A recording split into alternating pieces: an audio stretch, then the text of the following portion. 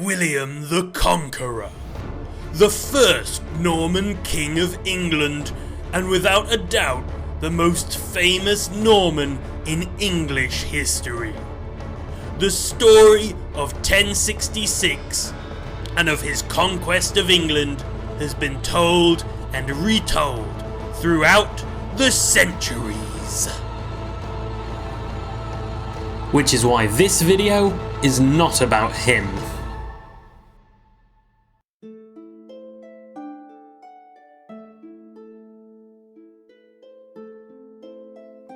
Hello and welcome. My name's Philip, and this video is not about the most famous Norman, but rather the most important. Despite often being left to the footnotes of history books, the impact that this person's life had on English history is incredibly significant. Her name was Emma of Normandy, and she was Queen of England twice. In the closing years of the 10th century, things were not going well for the Kingdom of England.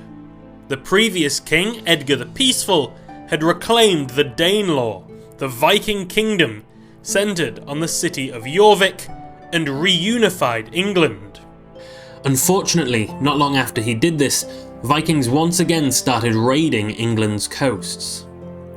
Edgar's son, King Ethelred, was seriously struggling to deal with them. After being defeated by a Danish fleet at the Battle of Maldon in 991, Ethelred paid £10,000 as tribute. The raids continued, and in 994 another tribute of £22,000 was made. This bought a short peace, but in 997 the raids began again. First they attacked Cornwall, Devon and Somerset. In 998 Dorset, Hampshire and Sussex, and in 999 Kent. The Danish fleet was able to keep coming back again and again because they had a nearby safe haven. When they weren't attacking England, they were resting with their cousins in Normandy. King Ethelred was getting desperate. In the spring of 1002, he bought a peace with a tribute of £24,000. It was during this period he earned his sobriquet, Ethelred the Unready. Quick side note about that name. Nowadays it sounds quite cute and silly, doesn't it? Like, oh no, he's not ready, he needs more time to get his tunic on. But that's because the original meaning has been softened over time. It's actually meant as a very insulting pun. In Old English, Athelrad means well-counselled, but Unrad means badly counselled. So Athelrad Unrad is a joke. It's calling attention to the fact that, at best, he was incompetent. At worst, well, look up the St. Brice's Day Massacre. One of the less mass-murdery steps that King Ethelred took to curtail Viking raids was to seek an alliance with Normandy, ensuring they would not harbour his enemies. He sealed this treaty by marrying Richard the Fearless's daughter, Emma. Richard was the grandson of Hrolfa, whom we've spoken about before, and he was the first leader of Normandy to be titled Duke. Emma had been born in 984, and so was 18 years old when she married the 36-year-old Ethelred. Emma was brought to England, given the regnal name Alfgifu, and was granted loads of land, including the city of Exeter. Becoming Queen of England may have been enough for most, but Emma was a Norman. She was ambitious. She knew just how precarious the position of queenship actually was. But what could be better than having a king for a husband? Easy. Having a king for a son. Emma's first son, Edward, was born the following year in 1003. The year after, she gave birth to a daughter named Goda, and then a second son, known as Alfred the Noble, in 1005. The problem was, Emma was actually King Ethelred's second wife, and so her children would always be second in succession to Ethelred's sons from his first marriage. During those years of peace, Emma busied herself making alliances and building support for her and her young sons. Said peace, however, did not last. In 1013, the King of Denmark, Sweyn Forkbeard, sailed for England with a huge army. Seeing that this was not just another raid, but an invasion, Emma took her children and fled to Normandy. Her husband followed soon after, and Sweyn Forkbeard was declared King of England on Christmas Day. England's first Danish king only ruled for 5 weeks, dying on the 3rd of February 1014. Emma and her family then returned to England. However, the following year, Sweyn's son Knut led his own invasion. The English fought back, led mostly by Ethelred's son from his first marriage, Edmund Ironside. When King Ethelred died in April 1016, Edmund took the crown and made peace with Knut. The two agreed to end hostilities, each keeping the parts of England they currently held, on the condition that they named each other as their successor. Essentially, if one of them died, the other would be King of England. Knut didn't have to wait long, as Edmund died in November that same year. So, Emma is in England, King Edmund Ironside has died, which means that finally her son Edward is next in line for the throne! Or at least he would have been, except that Knut is now king. What to do? Emma's no longer queen, her sons aren't set to inherit anything. Anyone else may have just given up and gone home. But not Emma. In 1017, Emma of Normandy married King Knut the Great, and for the second time in her life was made Queen of England. At this point, Emma was 33 years old and Knut was 27.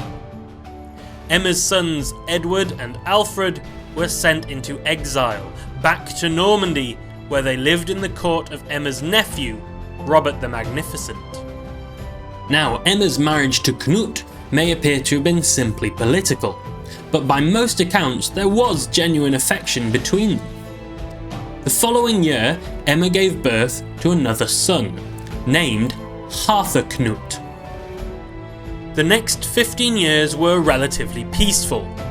King Knut the Great earned his sobriquet, managing to rule Denmark, England, and parts of Norway incredibly well. Emma established herself as not just an excellent queen, but a popular and well-liked noblewoman.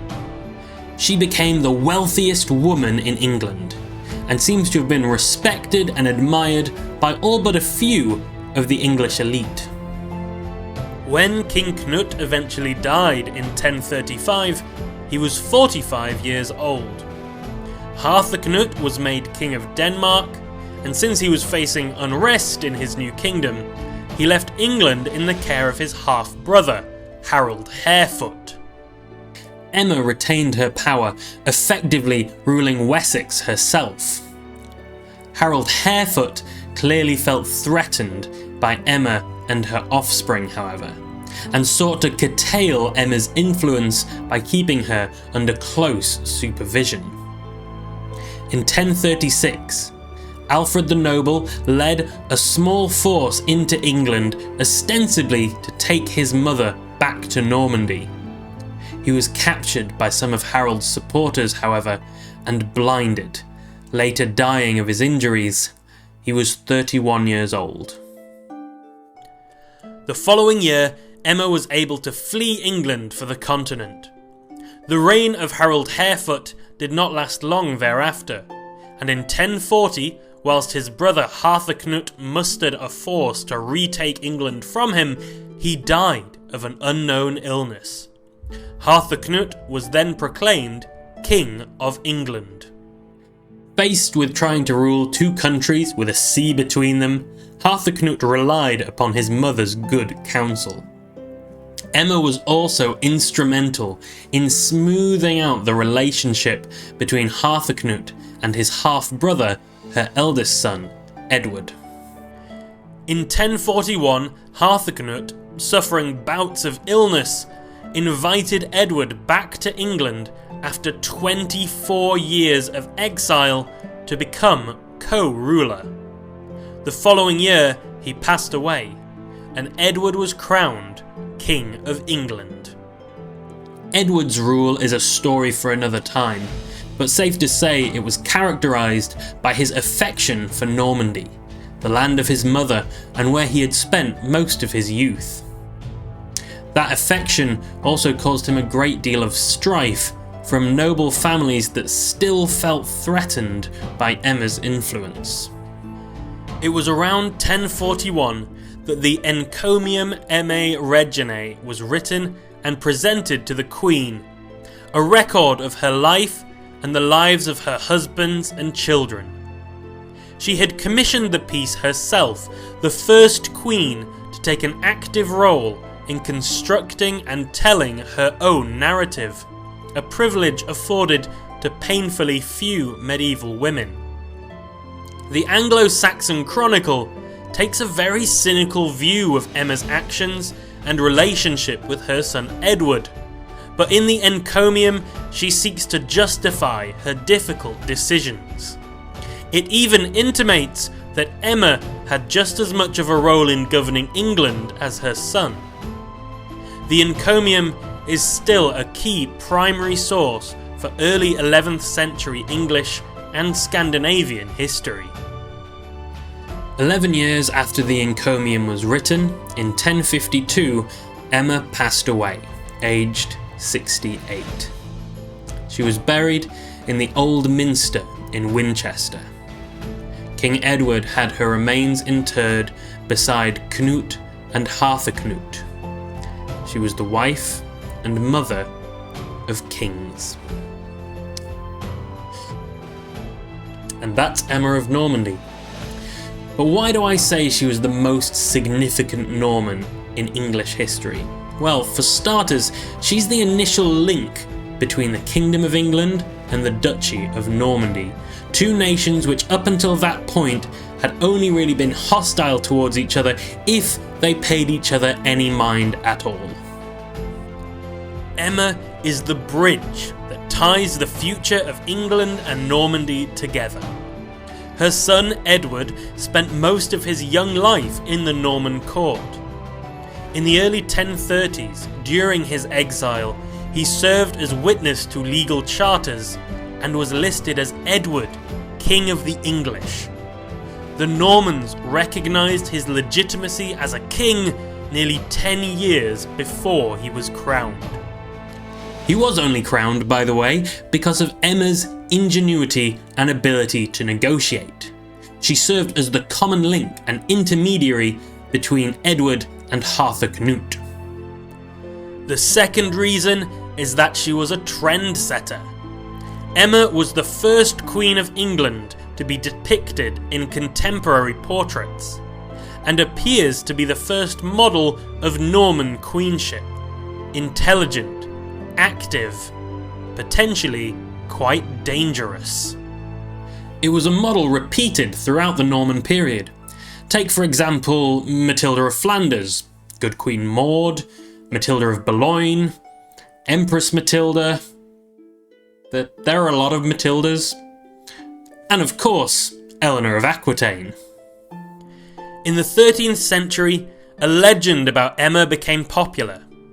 It said that she had been accused of unchastity by the Bishop of Winchester and had to prove her innocence through trial by ordeal. She was blindfolded and had to walk over a line of red-hot ploughshares. According to the legend, she easily did so, feeling neither heat nor pain. The symbolism of a powerful queen accused of misdeeds by men of authority, and overcoming ordeals with grace and poise was hugely inspirational. And although probably not true, such a tale was not hard for people to believe. Queens were cool, and Emma was the OG.